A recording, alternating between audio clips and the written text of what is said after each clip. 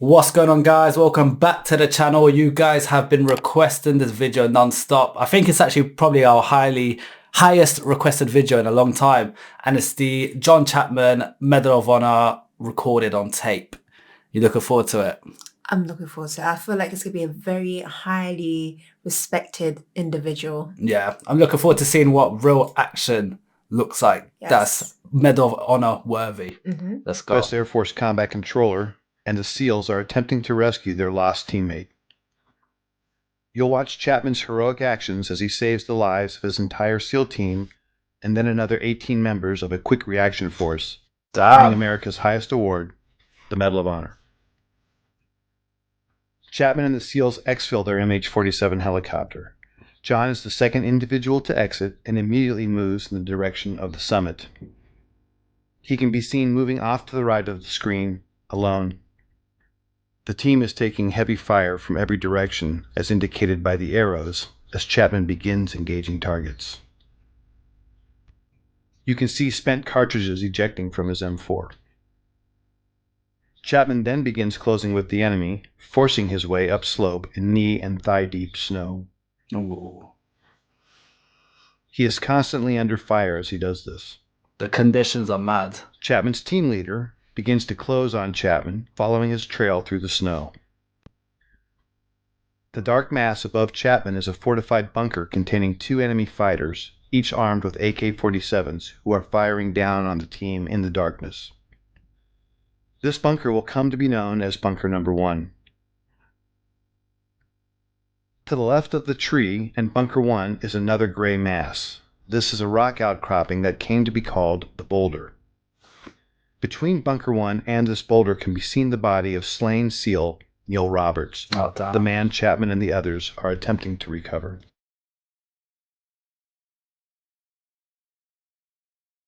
Chapman, still alone and closest to the enemy, pauses to engage targets as his team leader follows him, but never actually catches up with him.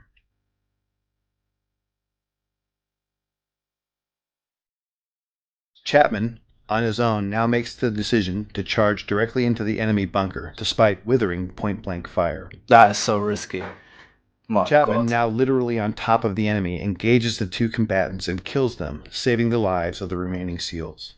He does this from a distance of no more than 10 feet. These actions, by themselves, earned him his first Medal of Honor. He then climbs into and takes control of the bunker. What's mad is the weather conditions. They're in knee-deep snow. Obviously, this is like edited so you could see, but they're saying it's in darkness. So imagine being knee-deep snow and darkness, and all you could hear is bullets ringing. How do you even... The weather conditions as well, but the adrenaline is what's keeping them going. That's it. And he is so brave. He's well ahead of his team. Of course he is. Yeah. Even ahead of his team leader as well. But they're all SEALs. They're all like just as trained as he is. So like to be able to just say, fuck this, I know what to do. Yeah, I'm going to go in and save my Donnie. And he did. And he did, yeah. Having cleared the immediate threat, Chapman is then joined by his team leader in Bunker 1. You can then see Chapman and his team leader engaging the next bunker, known as Bunker 2, which is situated to the left edge of the screen. This bunker, manned by a handful of Chechen and Uzbek fighters, also contains a heavy PKM machine gun, hand grenades, and rocket-propelled grenades. John Chapman is shot twice at this time in the torso and collapses, incapacitated.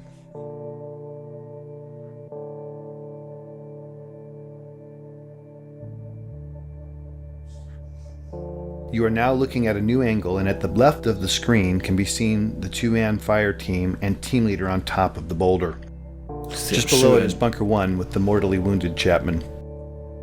One SEAL can be seen firing his modified M60 machine gun from the hip into Bunker 2 on the right side of the screen until he is struck by grenade shrapnel and tumbles 10 feet off the top of the boulder, collapsing at the feet of his team leader, thus setting off a chain of events that would lead to the SEALs abandoning Chapman on the summit.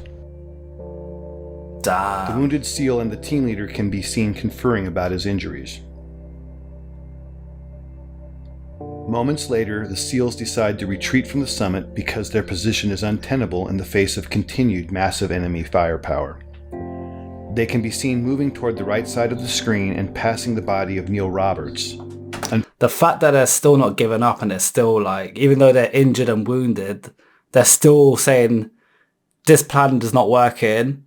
2 of us are shot or one's like half blown up, but we need to try another plan. We can't just like retreat or back up now, which that alone takes a lot of bravery. But then again, when you're doing a job like this, mentally, you know you're sacrificing yourself. Yeah. You know that already. You're not signing up like thinking you're going to be at peace 24/7. Yeah, but again, like, because the adrenaline is rushing through, you just have to think fast and act fast as well. Yeah. They're trained, they're trained to be in these positions. It's crazy though, man. Unfortunately, the SEALs do not pass John Chapman, who is above them and inside Bunker 1.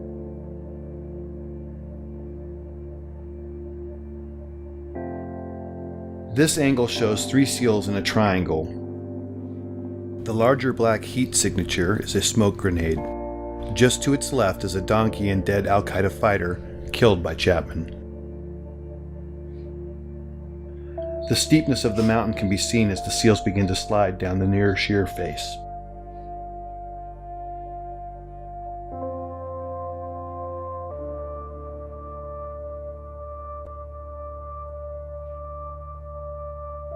The team leader, desperate for relief and now with 2 wounded teammates, asks for uncontrolled airstrikes from an orbiting Air Force AC-130 gunship.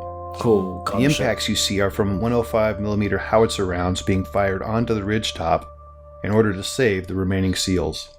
Because neither the SEALs nor gunship know Chapman is alive, he is experiencing these detonations from his position. At approximately 5:20 in the morning, Chapman recovers and begins to engage the enemy. Bunker 1 is on the right side center of the screen and Bunker 2 to the left near the screen center. It will never be known what caused his incapacitation and recovery. Of the 2 rounds that originally wounded him, at least 1 was mortal, and at this time he is experiencing severe blood loss and shock. How the hell did he recover from that overnight in the freezing cold as well? That's I think he passes away, doesn't he? I don't know. Does he die from this? We'll find out. I think he does, because I think in one of our previous videos we saw someone passed away and they got a Medal of Honor. Yeah, but there's been a handful of people that's received it, so it might have been a different story. I don't know if he passes away. You guys are going to see our reaction shortly if they do announce that he passed away from this. But sounds like he done a madness because he just spent the night there with 2 gun wounds in him and fucking got up and carried on fighting the next morning. Who does that? In the freezing cold That's as well. inhumane. That is like Hulk. Yeah. Despite that, he begins his one-man stand against 24 enemy combatants. During this time, Chapman initiates a series of radio calls, many of which are heard by a fellow combat controller and teammate of his and Delta Force operators on a nearby summit. Delta Force is serious. Despite this combat controller's replies, Chapman never acknowledges whether because of damage to his equipment or himself will never be known. This new angle and footage shows Chapman at the top, identified by the green dot under the tree at Bunker 1. The lower center of the screen shows the first enemy fighter who is about to charge Chapman in the hopes of killing the American. The timestamp at the bottom shows it is now 6:05 in the morning and fully light. He's been fighting alone now for 40 plus minutes and has received more gunshot and shrapnel wounds as a result of the fierce combat. Damn. This scene shows the second of several enemy charges. In this stunning display of determination and courage, Chapman can be seen fighting hand-to-hand with the fighter. Hand to hand. In the larger screen display can be seen additional enemy moving on to the summit. But right now, John Chapman is fighting for his life. 6 minutes later, in this new shot, Chapman can hear another helicopter approaching the summit. He is in the bottom center of the screen underneath the tree and can be seen in the magnified inset box as he begins his desperate final stand to save the lives of the 18 men on the helicopter. The red dots are enemy fighters. John begins engaging the enemy in multiple directions and is rapidly approaching the last of his ammunition. The helicopter contains a quick reaction force comprised of Rangers, pararescuemen, and another combat controller. It is now 6:13 and the helicopter is short final. The enemy is desperately trying to displace Chapman so they can put heavy weapons or rocket-propelled grenades in Bunker 1 while simultaneously engaging the helicopter. With the choice to save his life or the lives of his unknown comrades, Chapman makes the decision to climb out of the bunker and begin firing in multiple directions, as can be seen in the inset. Suffering from as many as a dozen wounds, Chapman is in fact already in the process of dying. As he fights, the helicopter is struck by a rocket-propelled grenade and makes a remarkable controlled crash just below Chapman and the summit. You know, this reminds me of, do you remember we done the video of the Green Barrett? And you was like, I remember when you was watching it, you was like, is this real? Like, it's just sounds too like a movie. crazy that you'd think this can't be real. But this is, and I was saying, like, there's people like that are so high ranking in military and like not your standard Especially guy. when he's been shot several times as well. This is the real life thing of that. You know, this is like, you know, people, stories like this do on exist. The brink of dying. Yeah, he's basically dead. He's basically counting himself dead. He's just hanging on to dear life with whatever he's got, running out of ammo, probably run out of food, in the freezing minus weather. He's got wounds all over him. He's fucked. Losing a lot of blood as well. His teammates ain't really around him right now. He's got guys running at him, trying to hand-to-hand combat him and kill him off, and he's still somehow alive. Just that alone is sheer willpower, and should be recognised for the Medal of Honor. He saved his. Hence why he did get the medal as well. And he saved his team here as well. Chapman, now off screen, continues to cover his comrades as they pour out of the stricken helicopter. Some of them are fatally shot as they exit. Damn. These images, with Chapman fighting the enemy at close quarter, are the last to show him alive and in this heroic act, thus qualifying for his second Medal of Honor. Ultimately, Chapman would expend all but the last few rounds of his ammunition, until, finally, after 16 bullet and shrapnel wounds, Chapman succumbs when he is shot through the heart. We will never know his final thoughts or words, but what we do know is his decisions and actions single-handedly saved the lives of 23 comrades. For more information about John Chapman's amazing story,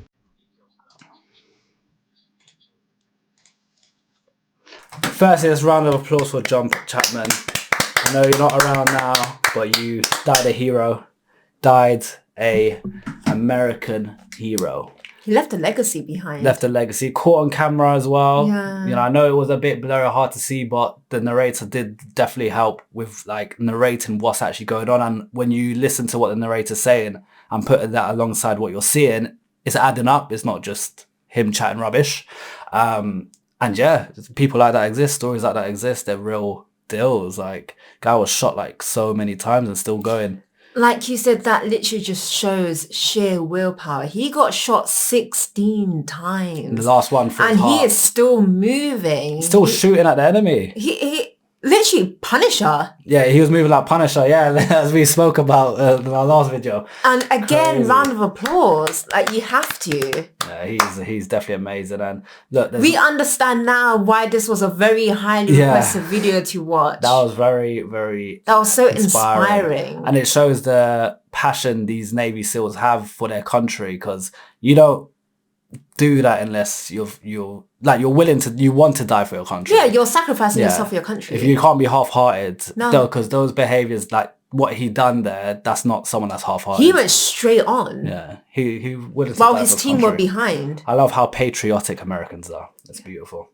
But keep recommending videos, guys. That was one of our highly requested ones. We are reacting to them. Comment below what you want us to watch. Put in some links, you know, help us find the videos, make it easy, and we'll go from there. Peace out. Bye.